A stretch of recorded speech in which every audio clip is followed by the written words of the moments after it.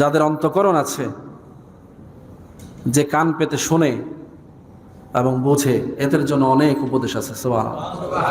যাদের অন্তর আছে, কলব আছে, কান পেতে শুনে বোঝার চেষ্টা করে, আল্লাহ বলছেন ইন্না ফি যালিকা লা যিকরা লিমান কানা লাহু কলবুন আও আলকা আস-সামউ ওয়া হুয়া শাহীদ। এরকম দিল কান যাদের আছে, যারা বুঝে, এরাই প্রকৃত অর্থে শহীদ বলি। সুবহানাল্লাহ। এখন আপনি আমি দিল কান আছে যদি বুঝি, আল্লাহ বলছেন আমাদেরকে শহীদের মর্যাদা দিবেন। সুবহানাল্লাহ বলেন। প্রত্যেকটা মুমিন ইন্তেকালের মাধ্যমে শাহাদাতের মর্যাদা পেতে পারে। খুন হওয়া লাগবে না, শরীর থেকে রক্ত ঝরানো লাগবে না, কাফেরদের হাতে খুন হওয়া লাগবে না, স্বাভাবিক মরে যাবেন কিন্তু শহীদের মর্যাদা পাবেন। কথা বুঝতে পেরেছেন? কিভাবে? যখন আপনি দিল দিয়ে বুঝবেন, হৃদয় দিয়ে উপলব্ধি করবেন এবং উপদেশগুলো নিজে লালন পালন করবেন, তখন আল্লাহ রাব্বুল আলামিন আপনাকে ওই শহীদদের মতো মর্যাদা দিবেন, যারা যুদ্ধ করে ময়দানে প্রাণ দিয়ে রক্ত দিয়ে ইসলামকে কায়েম করে শাহাদাতের মর্যাদা পেয়েছে। এই জন্য এই যুগের মুস্তাহিদ যারা, এই যুগে যারা ভালো মুসলমান, চিন্তা ফিকির করে, সহজেই ডাইভার্ট হয় না, নিজের ধারণা থেকে সহজেই সরে যায় না, নিজে যে ইসলামটা শিখেছে, যে ইসলামের উপরে অটল আছে, যেই ধর্মটা বুঝে, যেই ধর্মের বিধিবিধান মানে, এখান থেকে হুটহাট করে সরে যায় না, এটাকে মুস্তাহিদ বলে। শক্ত করে নিজেকে আটকায় রাখা, এরকম জিহাদ করে যারা অটল অবিচল থাকবে, তাদের ইন্তেকালটাও শহীদের মর্যাদা বলে। এই জন্য সাধারণ মানুষগুলো জান্নাতি হবে। যেই মানুষগুলো আপনাদের এত ফেসবুকে যায় না, বিশেষ করে আমাদের মুরব্বীরা, না ইউটিউব চালায়, না এই কথা শুনে, ওই জীবনভর যা দেখা শিখছে, হুজুরগর থেকে যা শিখছে, মসজিদে এসে যা শিখছে, এগুলোই পালন করতেছে, এই মানুষগুলো জান্নাতি হবে নিঃসন্দেহে। কারণ এদের ধারণা সলিড, এরা নিজেদের মত বারবার পাল্টায় না। আপনি বলবেন হুজুর তাহলে কেমনে হইলো? হ্যাঁ, এটাই হইলো, কারণ ইসলাম কোনো তোমার জন্য আজকে নতুন করে আসে নাই। আল্লাহ রাব্বুল আলামিন প্রিয় হাবিব যে ইসলাম যে রেখে গেছেন, কিয়ামত পর্যন্ত এটা ধারাবাহিকতা থাকবে। তোমার বন্ধুরা নতুন আসবে, তোমার পীর নতুন আসবে, তোমার মতবাদ শায়েখরা নতুন আসবে, যুগে যুগে হারায় যাবে, কিন্তু আল্লাহর দেওয়া দিন কোনোদিন হারায় যাবে না। ওই দিনের রেসালা কখনো নষ্ট হবে না। ওই দিনের মধ্যে একদল সাধারণ মানুষ একের পর এক ধর্মকে লালন করবে, ইসলামকে ধারণ করবে, আর জান্নাতি হয়ে যাবে বলে সুবহানাল্লাহ।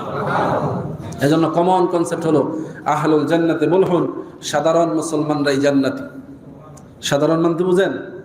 একটু বোকা টাইপের, বাগাদের হুজুরা যা কইছে এটাই আমার সারব, ফির সাহেব যেটা কইছে এটাই আমার সারব, আমগো ইমাম সাহেব যেটা কইছে এই সারব, আমার এত বেশি বুঝন দরকার নেই। এইরকম সাধারণ বোধ বুদ্ধি নিয়ে যারা চলে, এরা জান্নাতি হবে। মানতে পারলেন না কেন? হ্যাঁ, সুবহানাল্লাহ ওয়া আলহামদুলিল্লাহ ওয়া। কারণ হচ্ছে এখন সন্দেহ সৃষ্টি হয়ে গেছে, কোন ইমামকে মানবেন আপনি, কোন পীরকে অনুসরণ করবেন, কোন মুরব্বীকে মানবেন, সন্দেহ সৃষ্টি হয়ে গেছে, তাই না? এই জন্য আপনি এক বাক্যে বলতে পারলেন না যে আলহামদুলিল্লাহ। অথচ আজ থেকে 10 বছর আগে যদি কোনো মুরব্বীকে বলা হতো, বুঝে ফেলতো যেই হুজুরে কইতে আছে এই হুজুরের মতো চললেই হবে। কথা বুঝতে পেরেছেন? যে সাহস করে আপনাকে এই দাওয়াত দিচ্ছে, সে নিজে বুঝেই তো অটল অবিচল থেকেই তো আপনাকে বলছে যে যেই ধর্মের উপরে, যেই ইসলামের উপরে আমি চলছি, আপনিও যদি এভাবেই চলেন জান্নাতি হবেন। এই গ্যারান্টি তো তারাই দিতে পারে যারা নিজেরা এটার মর্ম বুঝে। আপনাকে এত ব্যাখ্যা দিয়ে বুঝাইলে তো আবার একটা নতুন মতবাদ সৃষ্টি হয়ে যাবে। কি বলেন, ঠিক কিনা? যত ব্যাখ্যা দিতে যাবে ততই ভুল ব্যাখ্যা আসবে। এই জন্য রাসূলুল্লাহর হাদিস, মান ক্বালা ফিল কোরআনে বিরাইন ফালিয়াতাবাওয়া মাকআদাহু মিনান নার। যে ব্যক্তি নিজের মতো করে খালি রায় দিতে থাকে কোরআনের ব্যাপারে, হাদিসের ব্যাপারে, সে জাহান্নামী। নিজেই নিজের ঘর বানায় নিল জাহান্নামে, বলি নাউযুবিল্লাহ। তা আমি বারবার খালি নিজের মত প্রকাশ করে আপনাকে অনুপ্রাণিত করব, নিজের মত প্রকাশ করব, আমি জাহান্নামী, এটা আল্লাহ রাসূলের কথা। আর আমি অন্যদের থেকে যা শিখেছি, পূর্ববর্তী আলেমদের থেকে যা পেয়েছি, কোরআন হাদিসে যা পেয়েছি, ওই কথাই বারবার বলবো, আমি জান্নাতি। কথা বুঝতে পেরেছেন? ডিফারেন্সগুলো আমাদেরকে ধারণ করতে হবে। এজন্য ভাইয়েরা, নলেজের ছড়াছড়ি, চতুর্দিকে এলেমের ছড়াছড়ি, এই সব এলেম আপনার জন্য না।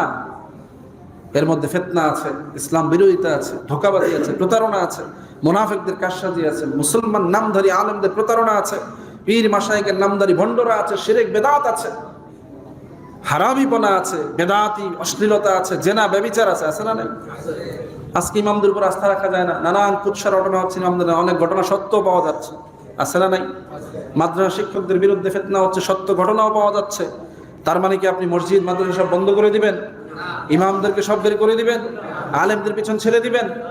আপনাকে আপনার জায়গায় থেকে যাচাই বাছাই করে যার উপরে আপনার আস্থা আছে তার পিছনে আপনাকে চলতে হবে।